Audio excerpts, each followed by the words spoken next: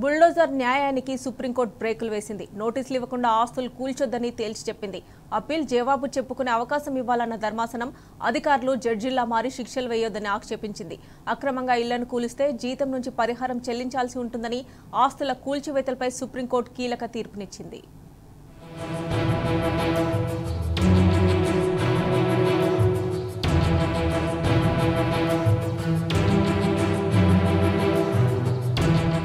Bulldozer న్యాయానికి supreme court బ్రేకులు వేసింది. ఆరోపణలు ఎదుర్కొంటున్నారనే కారణంతో అధికారులే న్యాయమూర్తులుగా మారి ఇండ్లు కూల్చేయడం లాంటి శిక్ష విధించడం పూర్తిగా రాజ్యాంగ విరుద్ధమని ఆక్షేపించింది. బుల్డోజర్తో ఇంటిని కూల్చేసి మహిళలు, చిన్నారులు, వృద్ధులను రాత్రికి రాత్రి నిరాశ్రయులు చేసే దృశ్యం భయంకరమైందని అభివర్ణించింది. ముందస్తు నోటీసులు ఇవ్వకుండా ఆస్తులు కూల్చడానికి వీలు లేదని స్పష్టం చేసింది. కూల్చివేతలపై అనుసరించాల్సిన ప్రక్రియపై రాజ్యాంగంలోని ఆర్టికల్ 142 కింద అధికారాలను వినియోగించి రాష్ట్రాలకు సుప్రీంకోర్టు మార్గదర్శకాలను జారీ చేసింది.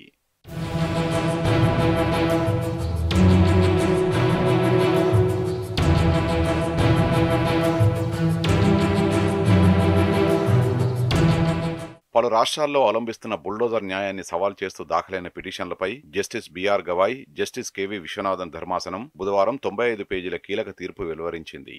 పలు కేసుల్లో ఆరోపణలు ఎదుర్కొంటున్న వ్యక్తుల ఇండ్లను అధికారులు కూల్చేయడంపై ధర్మాసనం తీవ్రంగా స్పందించింది.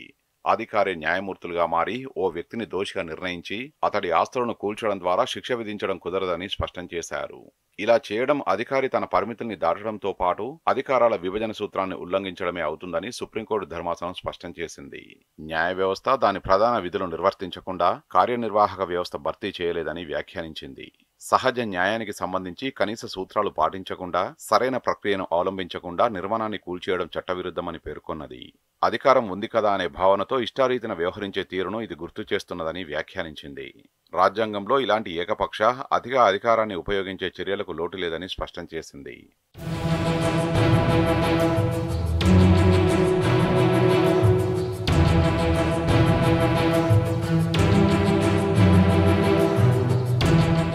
ఇల్లు కూల్చడం అంటే కుటుంబం మొత్తాన్ని శిక్షించడమే అవుతుందని ధర్మాసనం తేల్చి చెప్పింది.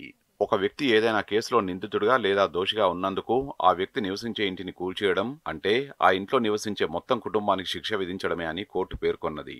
ఇది అరాచకమని, రాజ్యాంగం కల్పించిన జీవించే హక్కును ఉల్లంఘించడమే అని స్పష్టం చేసింది. ఇల్లు ఉండడం ఏ వ్యక్తికైనా సంతృప్తిని ఇస్తుందని, గౌరవాన్ని, నాది అనే భావనను కలిగిస్తుందని, భవిష్యత్తు భద్రతపై ఆశను కల్పిస్తుందని సుప్రీంకోర్టు స్పష్టం చేసింది.